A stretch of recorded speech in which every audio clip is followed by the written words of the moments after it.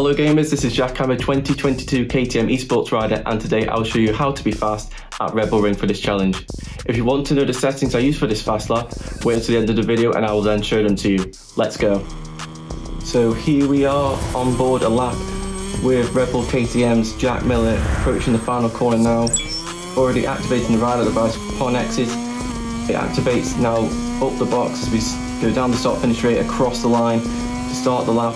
The first braking point just after the curb starts on left there, down into second gear, don't want to shift too quickly. Early apex, holding the gas straight away, avoid the curb on the left hand side, straight up, 0 degrees, down the straight, up to fifth gear, brake at the shadow, hit the curb there. Now you want to try and run these curves through to A and B, but just the front's just locked there through the middle, so I could not take the curb. Up to fourth gear, across the first sector point, braking in between the two white lines, down into first gear for the turn 3 hairpin, running a little bit wide with the rear locking. And now down the back straight, down the hill, up to fifth gear, and now sixth gear, over 310 kilometers an hour down into the braking zone. Second gear, early apex for turn 4, holding the gas as soon as possible. The front really wants to lock during that corner. Now through turn 5, really long hanging right-hander, and now into the two left-handers of the circuit. Through turn 6, you want to take a bit of a V as you cut back for a late apex, and then out to the curb, and then turn 7, very similar. I did want to take a little bit tighter entry, a nice exit there, change direction for turn number 8. Through the third sector split now, up the hill, over the rise, from 6th to 3rd gear, really fast entry, through turn 9, late apex once again, and into the final corner. I want to try and nip the curb here to lose the front, regain it, holding the gas, using the ride-out device, and that is a lap of the Red Bull Ring with Jack Miller. Okay, so here is the setup I am running. I'm running the hard front tyre for maximum stability in the braking zones, and the medium rear because it's the softest rear available.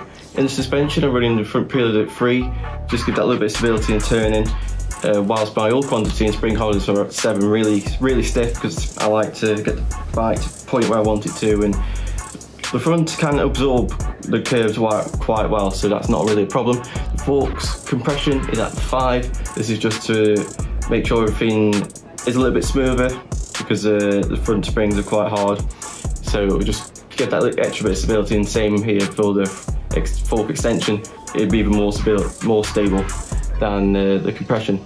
So the rear preload, that is at 5, just to help me get into those corners a little bit easier.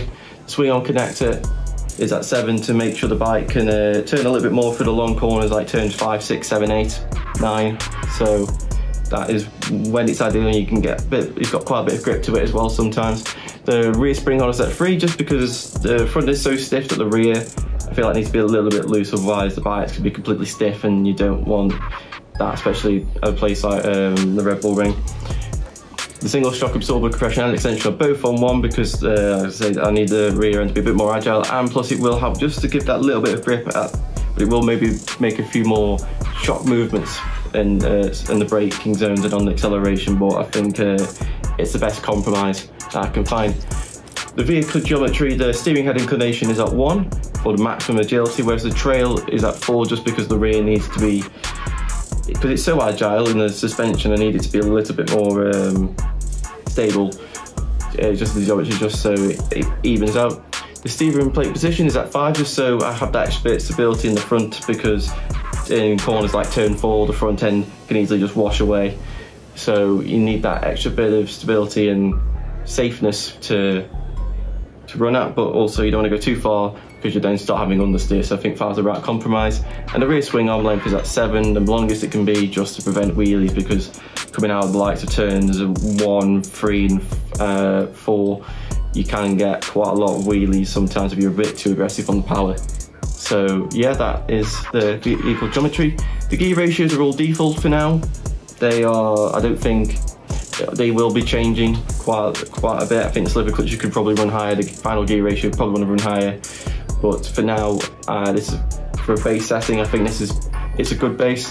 Braking system, going for the highest front brake at 355mm and the rear brake the 220 brakes, because it's Austria, it's the hardest braking zones of the calendar, so it's ideal to have the biggest brake disc possible.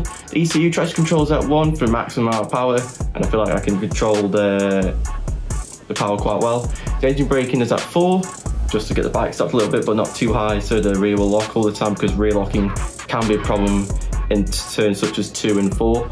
And anti-wheel at 3, just so the bike doesn't go straight up, but it doesn't also cut out all the time. And power mapping 3, because you need the maximum amount of power for a hot lap.